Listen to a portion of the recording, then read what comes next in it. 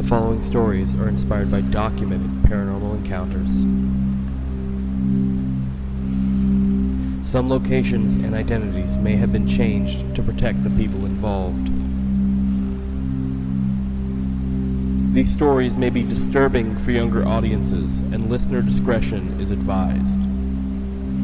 This podcast is based on true events.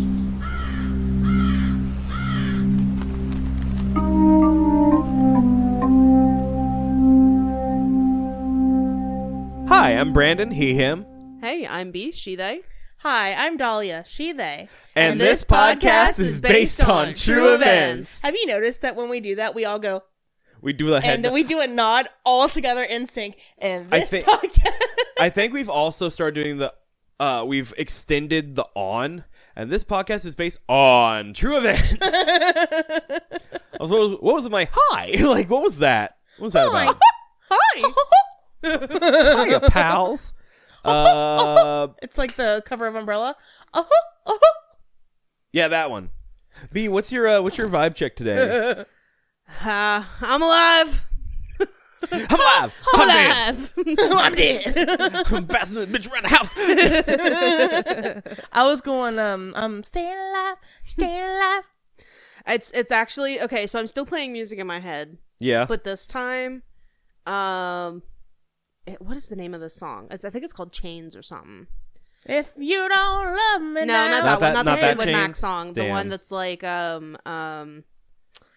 Oh, okay. Now I can't remember any of the words. I was just singing it in my head. And it's gone. Hold on. It's like- hold hold on me a little bit. You're not helping. I don't think. Someday somebody's gonna make you want to Turn around, say goodbye. Oh, Until then, hold on. baby. Hold on, wait.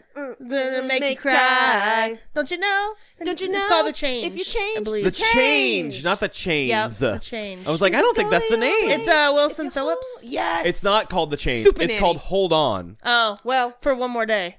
you know It's what just I'm called talking about. Hold On for One more day. Stupid nanny saying that. Are we gonna get It's in literally trouble for called doing that? probably, but it's called Hold On. Yeah. Okay. How's your vibe check, hun? B's alive. What are you? You know. You know. So for me, you know how people have like a hamster wheel in their brain, and there's a hamster powering them up. Sure. For me, it's a cat on a treadmill. Treadmill. Treadmill. Yes. It's having its treadmill on a And treadmill. it's just like frantically doing a little bit of this. Yeah. Two toes to the top of the Love that. mill. Sure. Does that make sense? And it's like an orange cat, so it's a It's little always an chaotic. orange cat. Yeah. So it's a little chaotic, you know. That's my brain right now. So Pretty good though. Great description, because for me, it's that hyper-realistic picture in SpongeBob when Patrick goes, "My brain is an enigma," and it cuts to a real picture of a Yeah. milk. Mm-hmm. What is? It's not a gallon. A milk. It's not a Carton? gallon or a carton. There it is. A carton of milk that's open and just falls over and spills. That's my brain. Is the milk spill.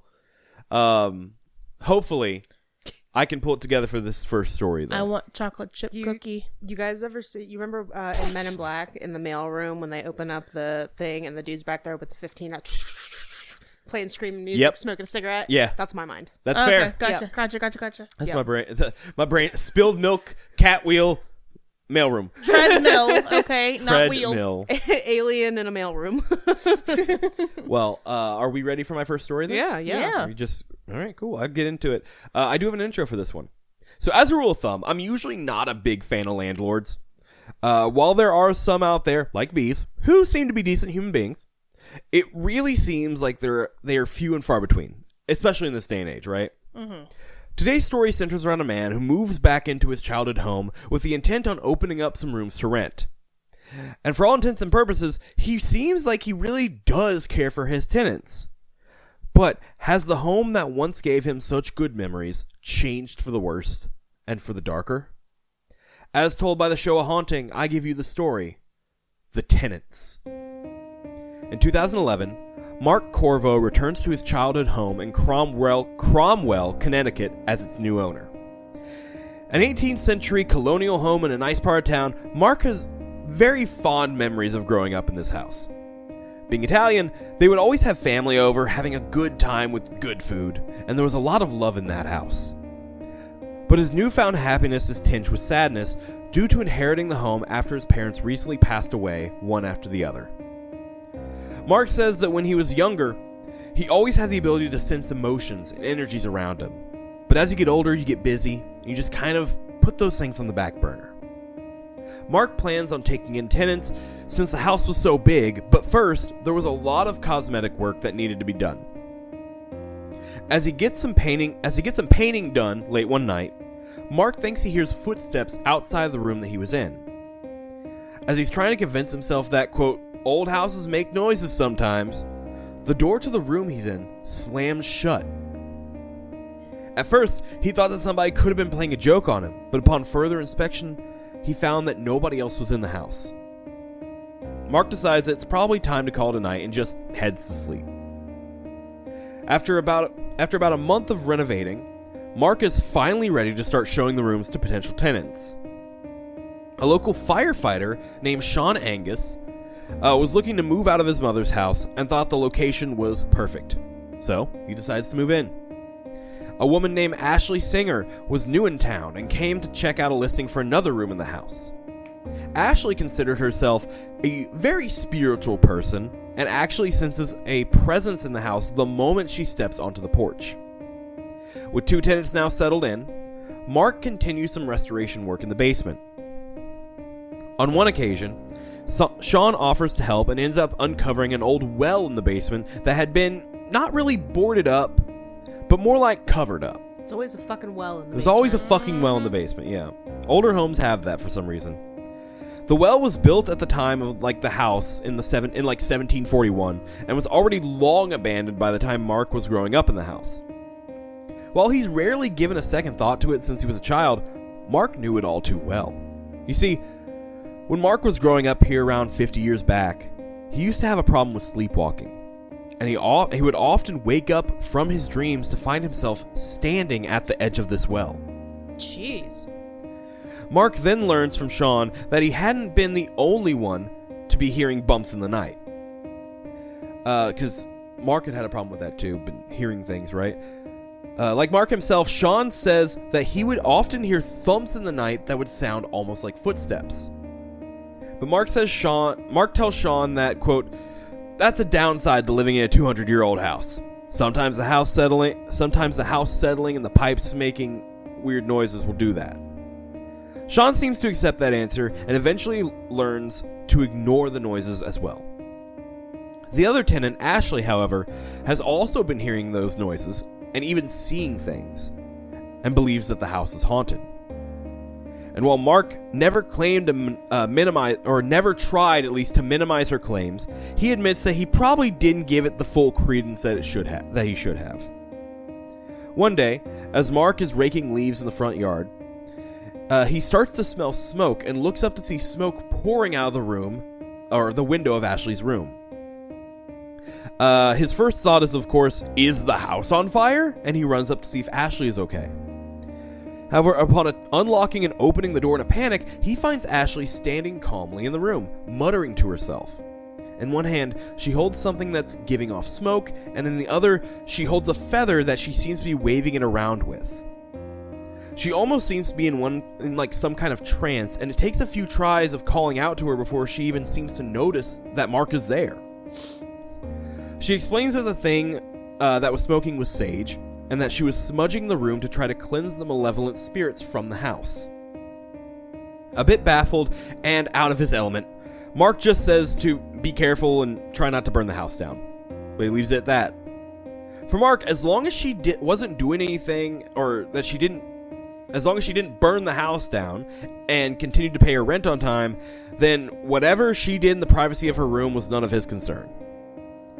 Before taking his leave, Ashley gives him a heads up that she'd be going on a trip to New Orleans soon, and that she told her friend that she could stay in her room while she was away, which is completely fine for Mark.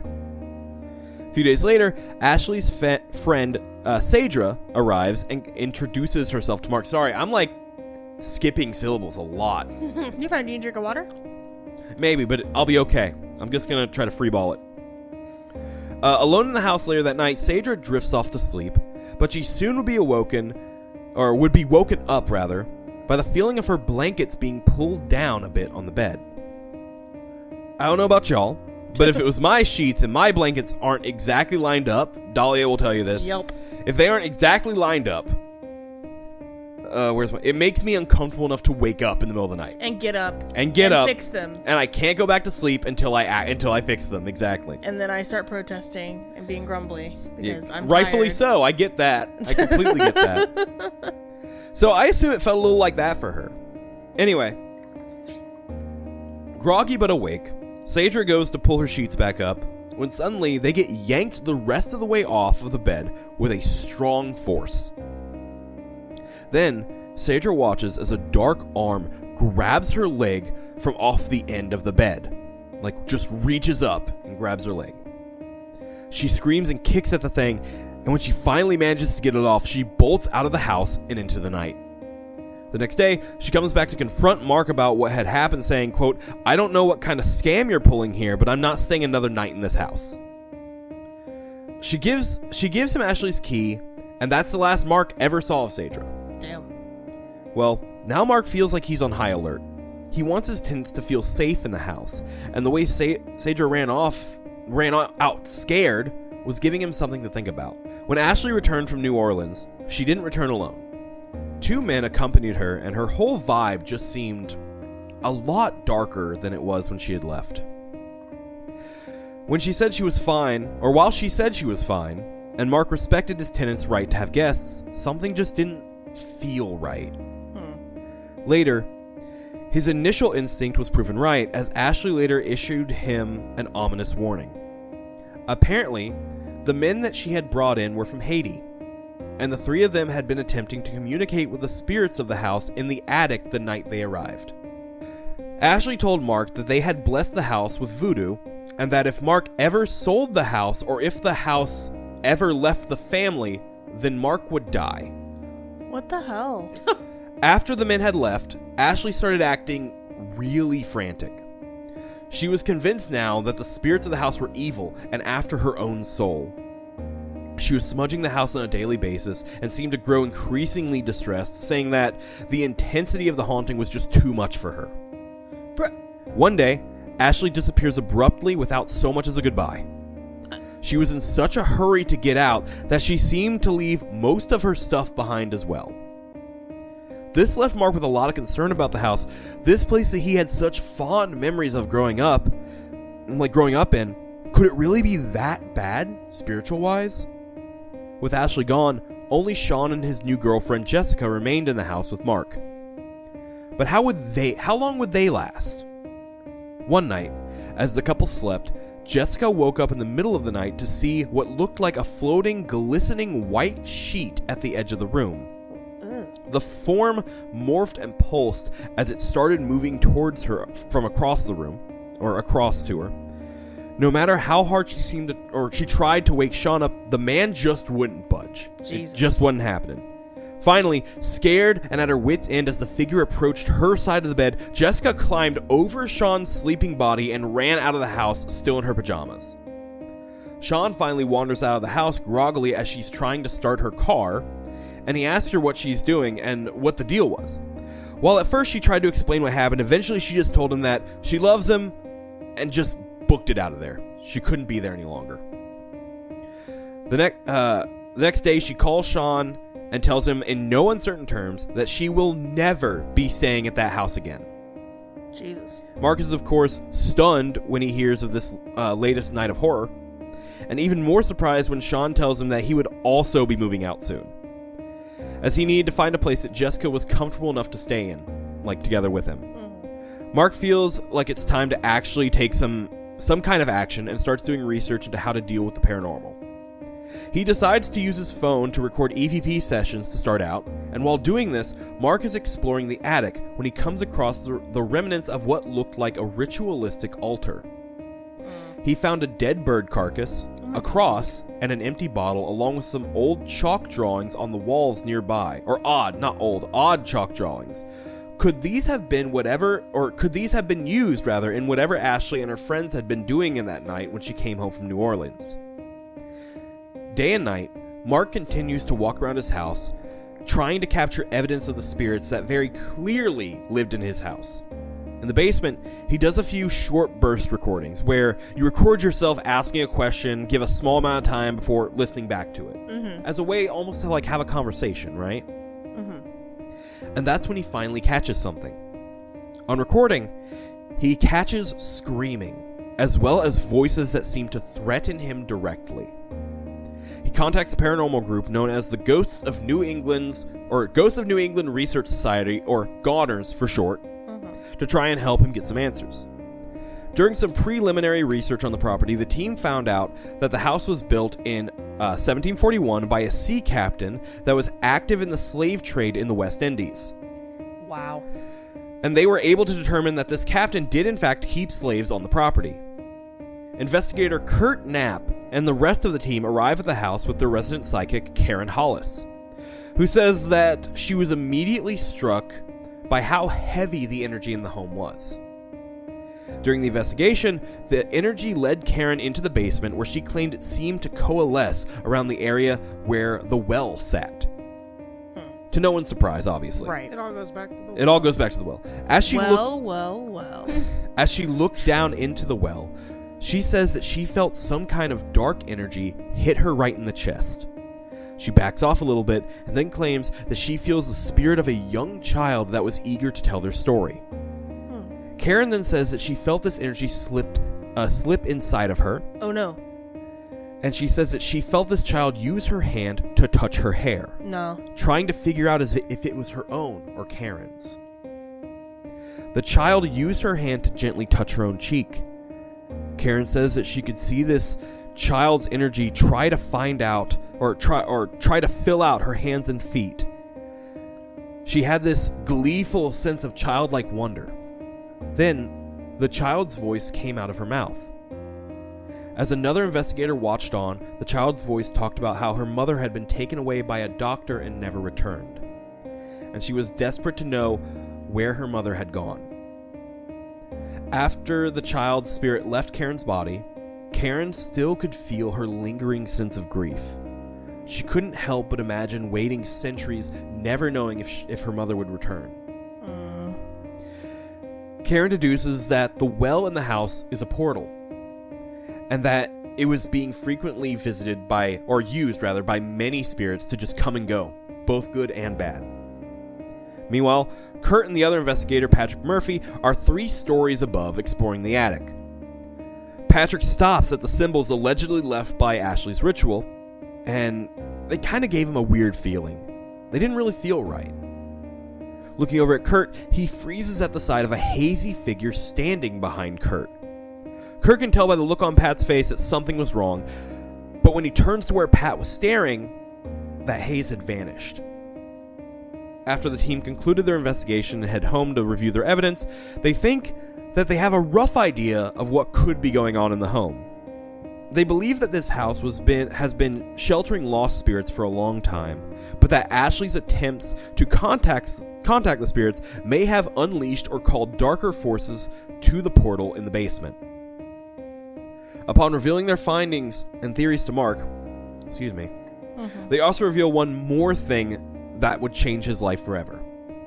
Karen believed that Mark is an empath and is able to connect to the spirit world.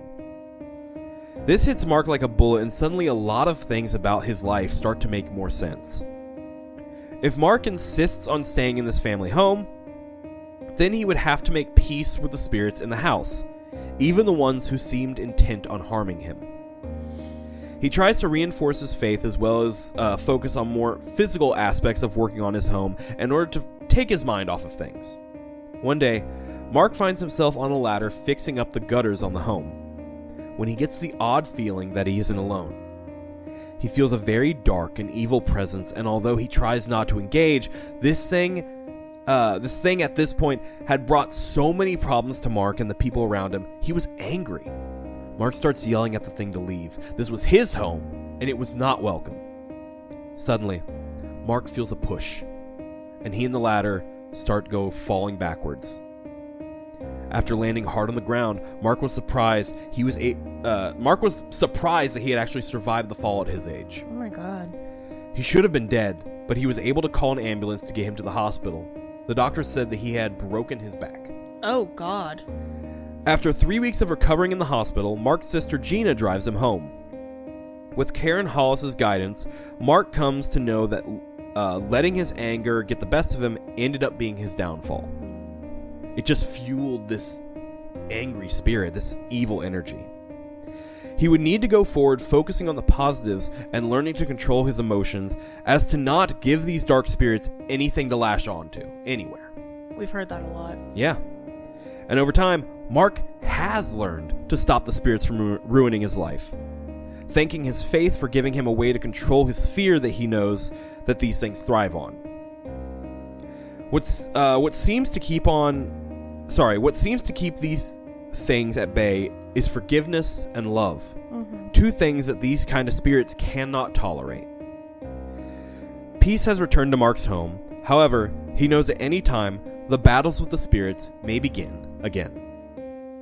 Jesus Christ. How scary it must have been to sleepwalk for that long and wake up at the well. Yeah, as a child? Oh, for sure, that would Yeah. freak me out.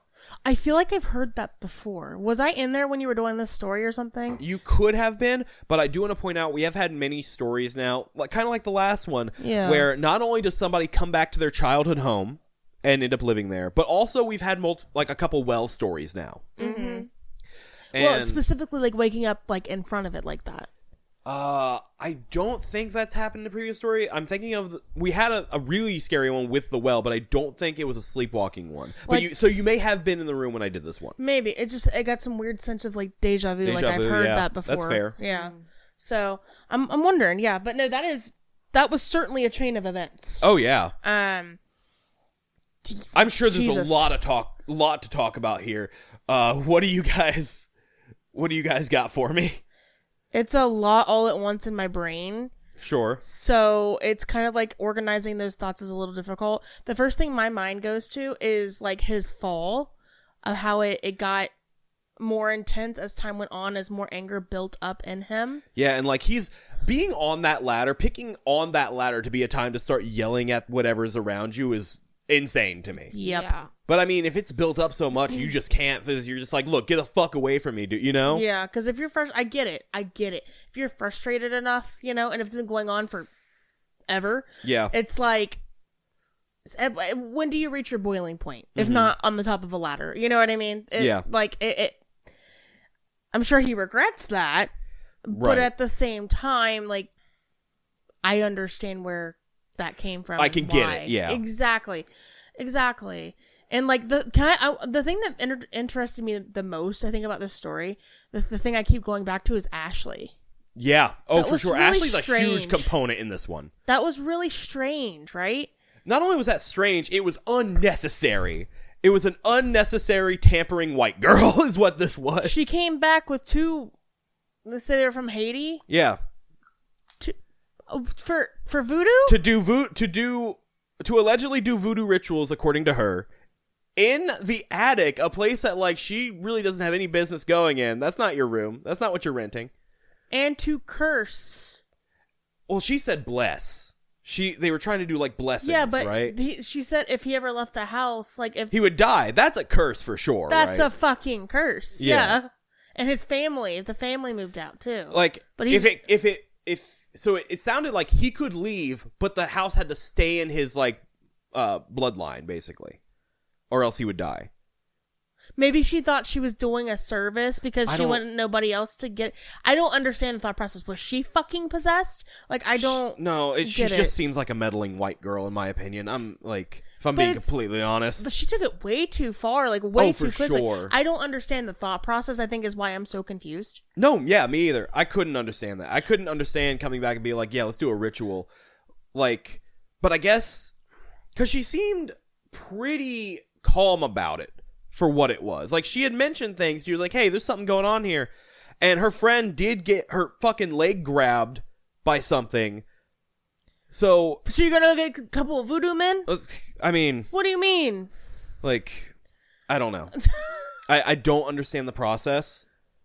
I don't understand the Like, I understand her leaving in the first place, but after that coming back and then Well, having she went her on whole a trip. meltdown. She went on a trip, basically. Yeah. And she didn't seem to have real issues until she started this like ritual thing, right? Yep. And so it's like, okay, so you just to me that reads you just straight up brought shit in. Mm-hmm. Like it was probably manageable until you.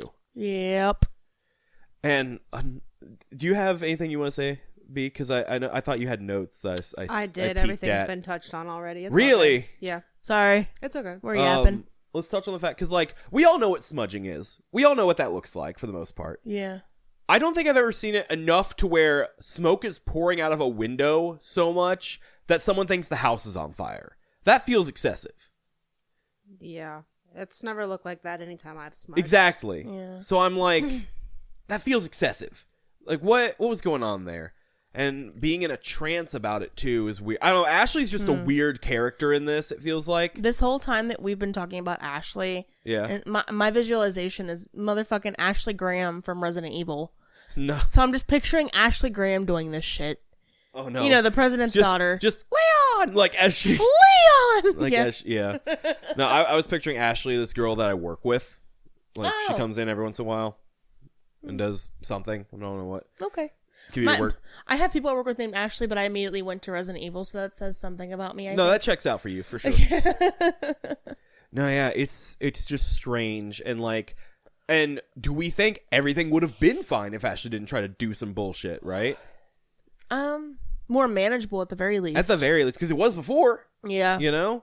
Like, Jason was doing fine. Or, no, Sean. I don't know why I said Jason. Sean. It's Sean and Jessica. She probably also, like, sparked a big thing with his, like, anger and frustration because, like, he was renting out to people, and it's like, how is he going to keep renting out to people if this keeps happening? Yeah. And wasn't she the first one to take off, or am I mistaken? Yeah, she's the first one to leave. Exactly. Yeah. And then maybe it just was kind of like a domino effect of emotion. I mean, it could have been, sure. Does that make sense? Yeah. Crazy shit. Yeah. But he still lives there, and you did mention before, we do see this kind of often, whereas positive emotions beat out negative emotions very easily, especially when it comes to, like, spirituality and stuff, right? Yes. And I think I like to believe that means that love and kindness and forgiveness carry so much more weight than hate. I love that. I love that I love sentiment. that, especially I love it. especially in this day and age. It's it feels like a small little flame. Claiming that energy, putting it out into the world right now. Right. Especially this godforsaken country. Yeah. Do you have anything that you want to talk about for this one, B?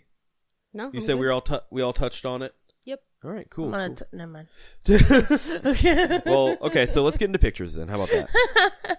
So this first one, this is, let's see, his name, Mark Corvo. I kept wanting to say Corvus, but this first one I'm sending you is Mark Corvo. Just older white guy. But he seemed like, if I was going to have a landlord again, I'd want it to be him. He seemed like he really cared about the people who were staying there. Mark Yeah. is my landlord's name. Is it really? Really? Yeah, M-A-R-C. Mm-hmm. Yep. This next one is a picture of the house, and looking at it again after reading the story, I just want to point something out. So let me know when you get this picture, when it pops up. I got it. Okay, so think about it this way. Home Alone? You know how he said he was working on the gutter? Look how high that is. Yeah, no fucking wonder. Look how high that is. Sure, you could be talking about the thing above there, but like the other option, that's a big fall. Yeah, it is. That makes Like, my no back hurt. wonder he fucking broke his back. Like, Yep. ugh. No, that would have. Oh, that was scared the shit out of me. Heights already scare me. That's way too high. That's way too high. Yeah. I'm paying someone to clean my gutters at that point. No, but that's the house. So this next one I want to show you is of a. I don't know if it's traditional, but it is from like a practice of Haitian voodoo, which I want to make very clear. Voodoo is not this big evil thing that a lot of media portrays it as. I think that's very unfair and honestly very racist. As I'm sure you guys would agree. It's a religion as much as like any other religion. Like it's a practice. It's like a spiritual thing for them. But I think if I remember correctly, I'm just going off of my memory, and I did this story so long ago when I actually looked up a couple of these things. It involves the dead and can sometimes involve like some kind of sacrifices, and so I understand why some people would be more afraid of that, but classifying it as like this evil thing that a lot of media does, it's just wrong. It's not. It's incorrect. That looks like an ofrenda. What's that mean? So, like, I don't know if it's strictly in Mexico or not, but Okay. think of like Dia de los Muertos. Yeah. Day of the Dead. They basically there would be more pictures of like the dead as well. You put the pictures of the dead on the ofrenda. Sure. And then you leave love offerings. Basically, ofrenda is translation, I believe. Correct me if I'm wrong. Love offerings to the Okay. dead. I don't know for sure. Like seeing the Coke bottle, I was like, wait a minute. Because, like, you don't just leave a Coke bottle for randoms. It's usually like an act of, oh, this person loved a glass Coke. You know what I mean? Sure. I don't know exactly what is going on in here, but when I was looking up Haitian voodoo, or as like it's, I think it's still pronounced voodoo, but it's sometimes spelled voodoo with a V-O instead of a V-U, right? This was something that kept popping up, and I honestly just thought this altar here was really beautiful. Isn't voodoo always spelled with an O? Hold on. Let me see. No, voodoo, at least the way we have it localized, is V-U-D-O-O. If that's the same for you, right, B? No, I've never seen it spelled with a U. Really? Yeah, it's always been VOOD. Oh, maybe you're right. Hold on, It's wait. 2 O's. It's 2 I O's. Googled it, and voodoo with a U is a gun shop. Okay, so all right, let me rewind. So, you're right. VOODOO is how Are we you thinking the video program VUDU?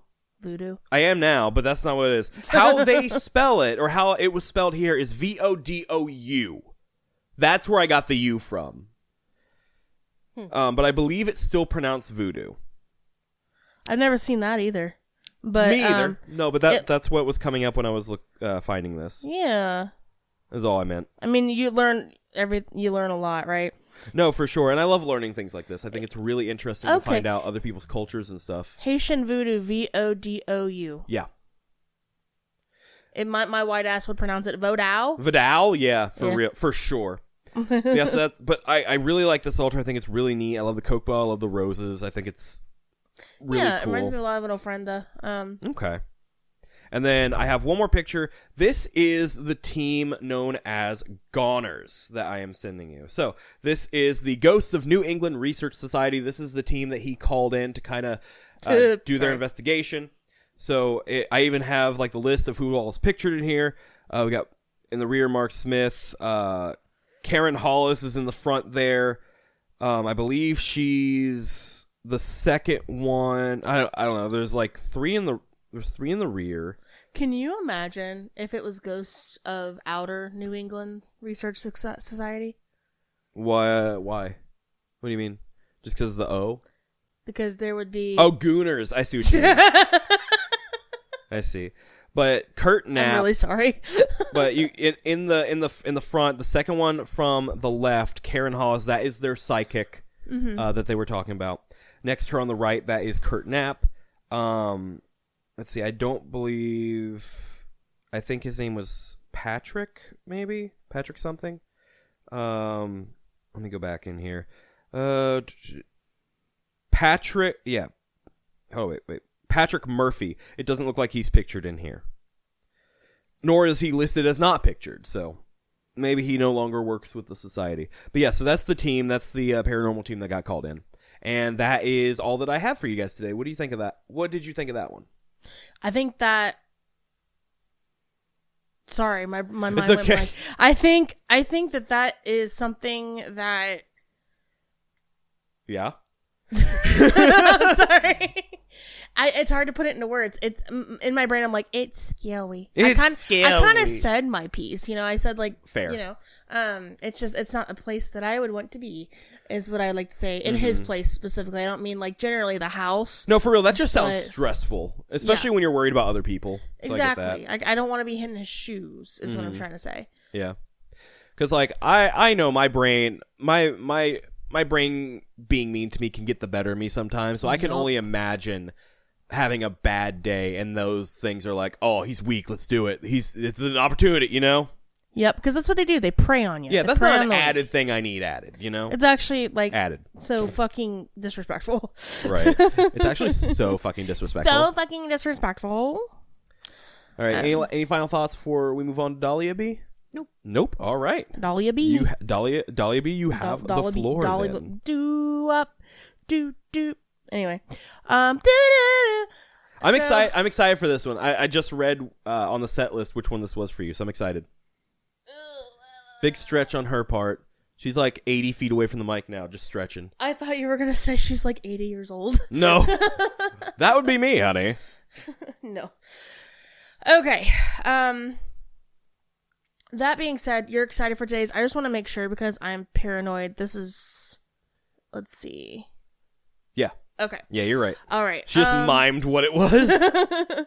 Today's allegedly true encounters are from not only the same country, but the same exact building. I see. The first encounter, though a minor one, gives history to the building. So let's get into it. I do love your history. Oh, that's cool. You did a little smoke thing and the light going up. I saw little swirls. It was really neat. A ghost! A ghost! I didn't bring that pen. Damn. So, okay. These encounters are titled The Olde Angel Inn. Sounds English. In like INN? Yes. Mm-hmm. Okay. And old has an E at the end. Got it. This is posted by... This first one was posted by Ginger Reed. Read as in like read a book. They actually posted this July 5th of 2025 in the country of Canada. And the paranormal category is ghost tours and haunted hotels. At the early morning hours of May 25th, 1813, American military forces had launched a third invasion attempt against Canada. After U.S. naval vessels had arrived along the shores of the Niagara River, a relentless two-day assault commenced against the British defense stronghold of Fort George. Despite valiant efforts to defend the fort, the Redcoat defenders were soon overwhelmed by the invading forces and had no other option than to abandon the fort. The Americans soon stormed into the adjacent town of Newark, which is modern-day Niagara-on-the-Lake, with the intentions of burning it to the ground. The siege ultimately led to a local tavern known as the Harmonious Coach House, where a British officer named Captain Colin Swayze would meet his tragic demise. In order to flush out any enemy troops hiding within the tavern's basement, American soldiers took their bayonets and began systematically impaling the wooden wine barrels, as well as any other objects capable of concealing any potential hiders.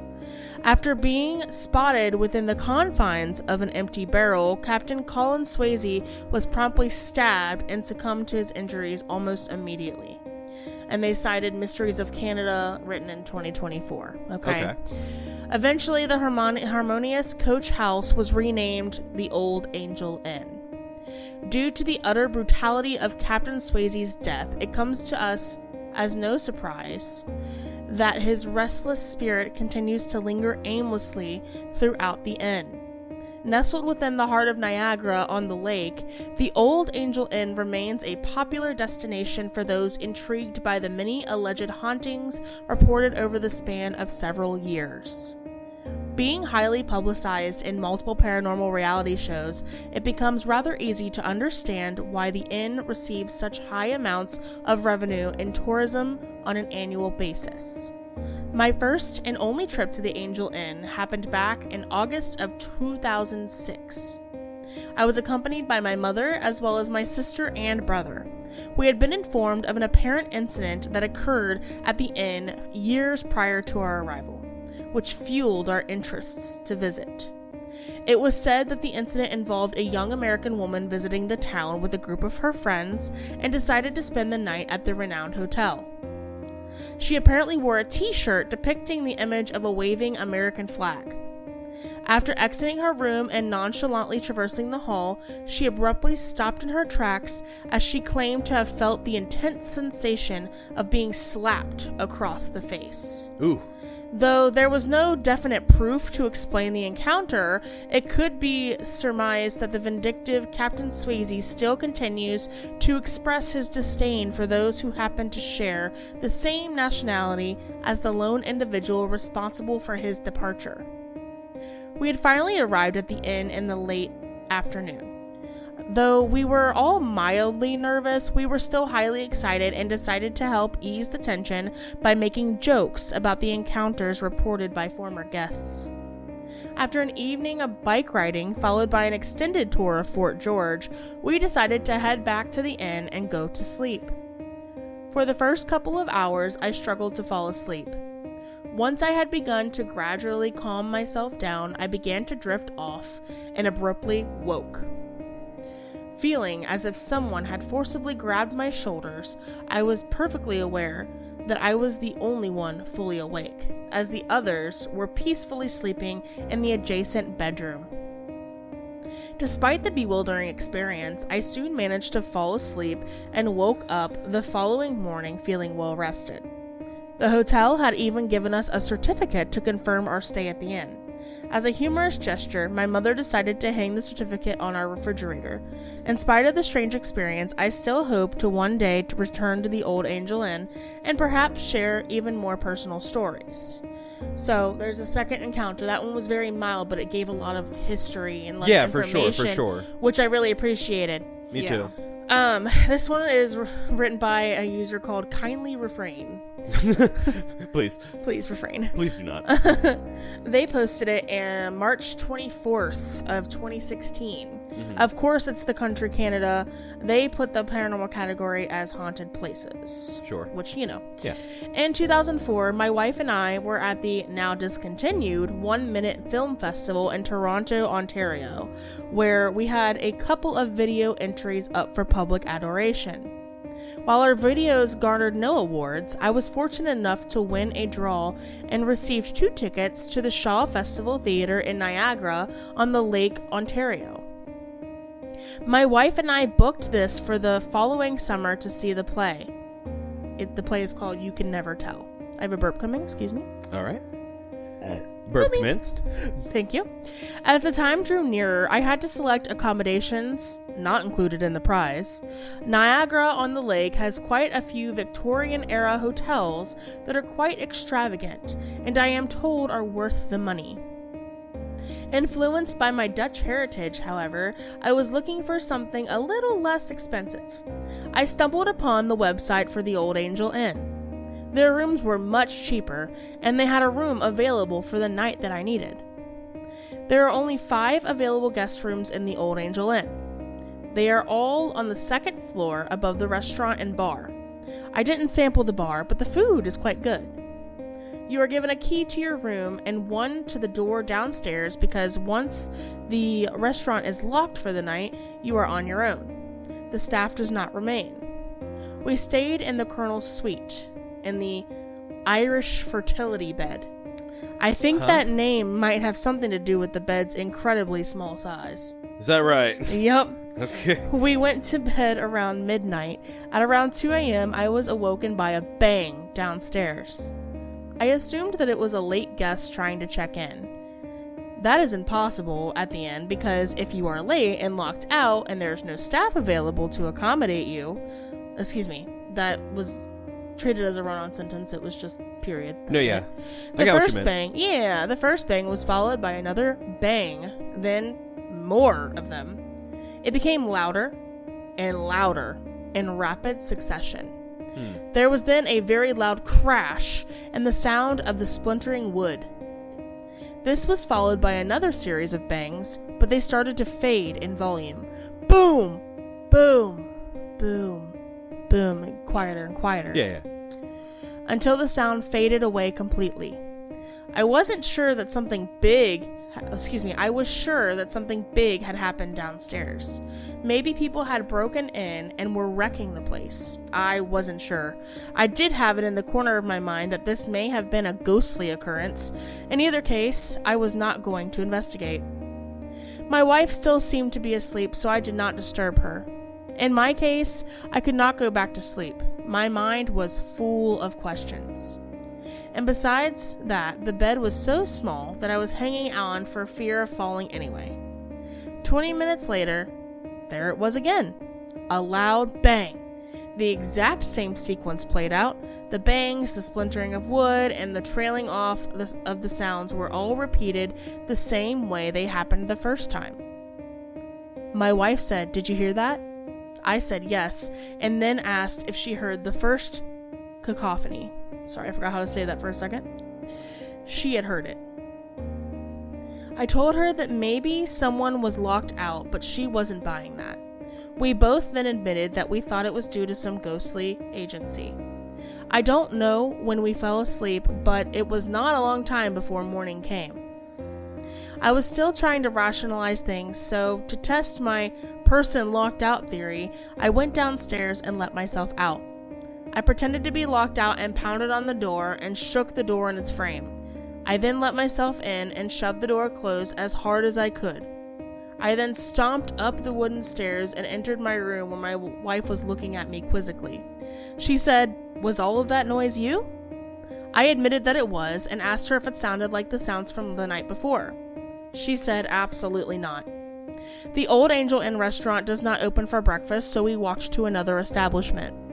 When we returned, a woman was at the inn restaurant cleaning it. I asked her if she found anything broken, to which she said no and asked me why. I told her about the noises and the splintering wood. She said nothing was broken and that she had only been working there a few months and heard enough tales about weird goings-on. She did not want to hear more. I don't think she's at the right place of work. Right, for real. Later in the day, I learned from the others about the sad tale of Captain Swayze. And then they go on to say he was killed in the cellar by the invading Americans during the War of 1812. And then it is said that he still appears in ghostly form, usually in the washrooms, which are in the cellar. The American soldiers broke into many places that day and routed the inhabitants of the homes and businesses before burning most of the buildings to the ground. A terrible snowstorm arose, and scores of the inhabitants of Niagara on the lake froze to death that night. I wonder if the sounds my wife and I heard were a repeat of the soldiers breaking down the door all those years ago.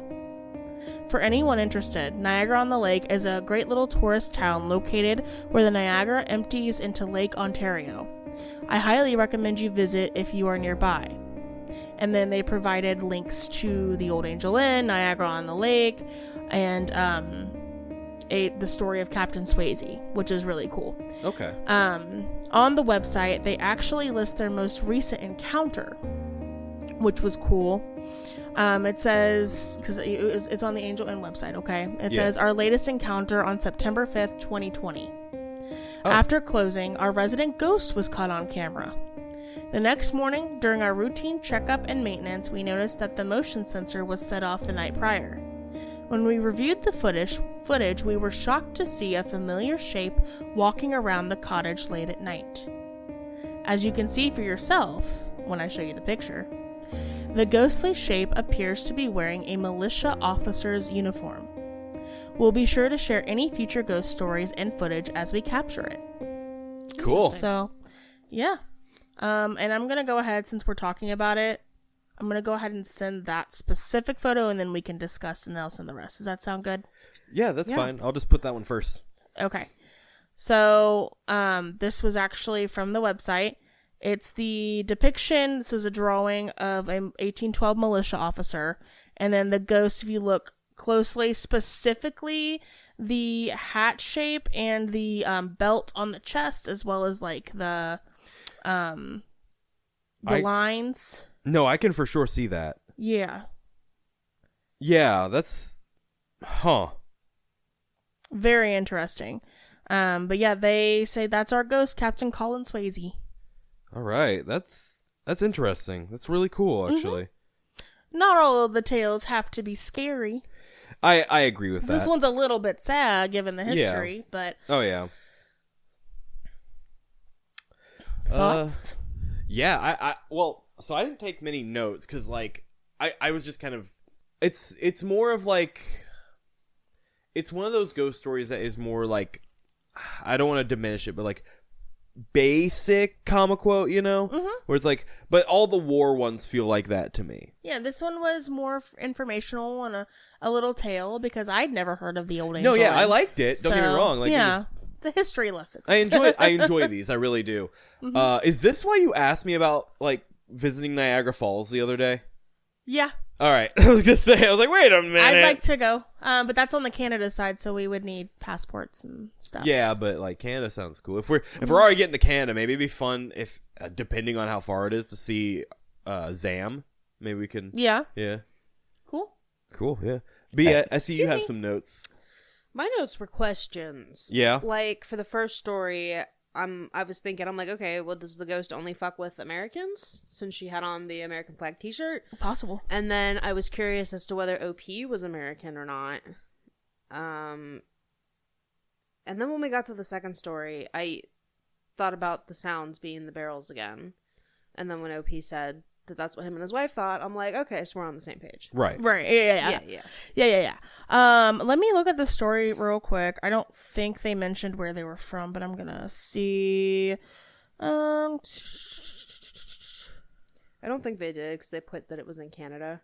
Right. So the way that I, from the tale of the first story about Captain Swayze, to me it sounded like the Americans overtook that, they got it, they won that. But Fort George is still very much part of Canada. It's so I was kind of confused. But then listening to the second story and looking it up while we were watching, I put two and two together. So Yeah. Okay. I had one note, but it wasn't like even about the story. It was just a joke. So you said harmonious coach house. And my brain said harmonious cooch house, and so I wrote that down. That's funny. Get out. That was Get out of my house. That was my first note. I do have some photos of the Olde Angel Inn. Sure, yeah. I would love to see them. Quite a few, actually.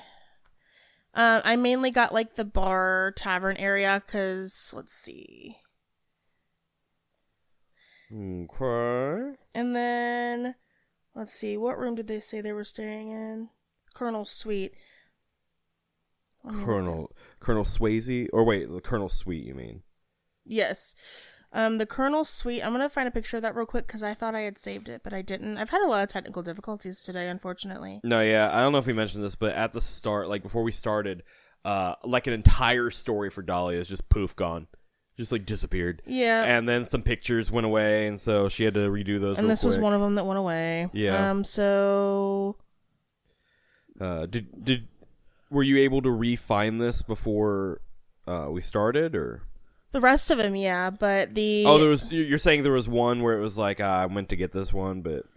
Yeah, there's different suites and stuff. I'll find it in a little bit, but just pretend that you are seeing a picture of a room. Wow! The Colonel's Suite. Wow, what a small bed, right? Fancy. What a small bed. Fancy. Did you try the website?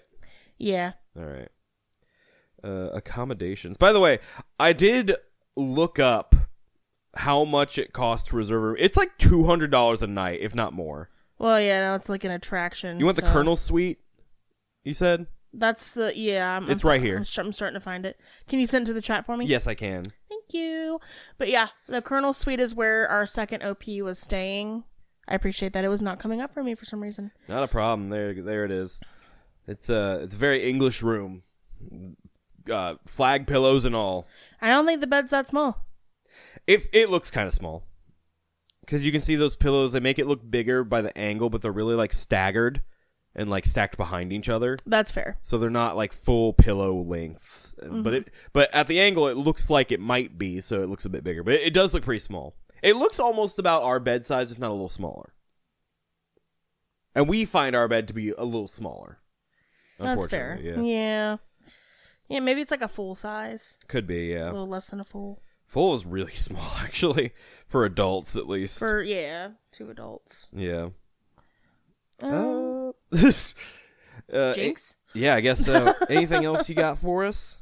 No. I will say, though, I am not really a history buff, but I found this interesting. I agree. I'm not a big history buff either, but when it comes to like the paranormal, I enjoy hearing the history of that kind of stuff, you know? Exactly, yeah. Okay. Well, B, I believe, without further ado, it is your turn. My turn. Your turn. So, surprise, I was digging around Ask Reddit again. As you do. This OP asked, what small act of kindness were you once shown that you will never forget? And I don't know. This one kind of clicked with me. Hell yeah. I was about 8 years old in year 2 while my younger brother was just starting kindergarten. My mother had recently acquired her New South Wales, Oh. in parentheses Australia, provisional license, which meant she could drive the car unassisted. She had taken 7 attempts to finally pass the driving exam, and she was very proud to be able to drop off and pick up the kids from school. Previously, we had just caught the bus. One afternoon, she came to pick us up from school, but she had a doctor's appointment afterwards at 4:20 p.m. sharp. She took us quickly to get some food to eat and then drove to the suburb where the doctor's surgery was. Unfortunately, on the way, the car stalled and we couldn't go further. She parked it on the side of the street and fumbled her way through a street directory about 15 minutes away from the surgery. After some walk and constant complaining on my end, we made it to the doctor's on time. After the appointment, we walked back to the car and she tried desperately to start it to no avail. Now, I'm not exactly sure why we did what we did, but we started to walk around the suburb. It was starting to get incredibly dark since it was wintertime, and I think my mom was trying to find a payphone. This was before we had mobile phones. But it was proving a fruitless exercise. Eventually, she decided to knock on the door of a random house to find some help. The door opened, and there was a Turkish family inside. They agreed to let her use the phone to call my father, understanding the situation. The unfortunate thing was, she forgot exactly which street she had parked the car, as absent-minded as she can be. Her English was so-so, and she had an idea about where, but not an exact location. I couldn't remember the name of the street either, though I had names of surrounding streets in mind. Meanwhile, my brother and I were getting rather hungry, so they prepared some jam sandwiches for us. Dad said he would be on the way but couldn't come till after work. There was actually a number of people inside the household. One of the ladies was 24 and said she was getting married in 2 months. There were 2 brothers, also in their early 20s, and a couple others. They decided to help Mom look for the car. So while we all saddled up in one of their cars, since there were so many people, 2 of them just let me and my brother sit on their laps. After a bit of scrounging around street by street, we did eventually find the car. They came in another car to bring jump cables to try and start the car. That didn't quite work, so they just drove us back to their house in time for Dad to meet us, and we went home. Dad would call the NRMA insurance to collect our car, which was fixed up later the following day. It was a tiring ordeal, especially for Mom with 2 kids in tow not knowing what to do. I'm thankful for the Turkish family for being so hospitable and going beyond their means to help us out. Very sweet. Yeah. The end. That was nice. Acts of kindness. Yippee! I was really interested to see what a New South Wales driver's license looks like. Right. So that's what I have for your picture today. Okay. Granted, this is currently what they look like, not what they look like back when this happened. Right. Gotcha. I wonder how different it looked. It's really plain. Mm-hmm. But then again, that All it could needs just to be easy to read. Yeah, Yep. that could just be our country's extra way of doing shit. Mm-hmm. We got 4 stamps, 8 colors. Yeah. Gotta have a special star on your license. Special to ride a star fucking that airplane. twinkles in the right way when you shine it in the light. You got to make sure you have all that, or you're going to jail, Yeah. son. Okay, very nice. That was sweet. Yeah, it was a good little feel-good story. Good little feel-good story. Yeah. Yeah? What? I was just giving a thumbs up. Oh, she's too far away from the mic, so she didn't want to talk. So she's like, yeah, they'll get it. Well, since, who would like to do our ending spiel this time? No, you did it last time, Dahlia. I did it the first time. All right, you know what? I'll just do it again. But you guys gotta figure out who's... Pussy! All right. So anyway, if you like us, you can rate and review us on our Facebook page as well as Spotify and Apple Music. All right, sorry, Apple Podcasts. We don't sing here except for when we do. You can also find us on Instagram, Blue Sky, but not Twitter because guys, Fuck Twitter! fuck Twitter. I see you're doing the me thing. that I did. I pulled a Brandon. Sorry. Was that the beginning of this episode or was that last episode? Last episode. Was it last episode? Okay. Either Yeah, way. because you were on Facebook. Yeah. Fuck Facebook. I saw a thing. Anyway, we are on Facebook too, but also fuck Twitter. We're on Instagram, TikTok, Blue Sky, YouTube. I think I said them all already, but if you have your own story that you would like to share with us, you can send them into TPIBOTE at outlook.com. That's TPIBOTE at outlook.com. Why are you getting aggressive? Am I? That's TPIBOTE at outlook.com. Like, but I ate big dog.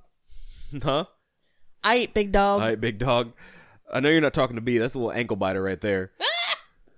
I'm gonna show you a fucking ankle biter.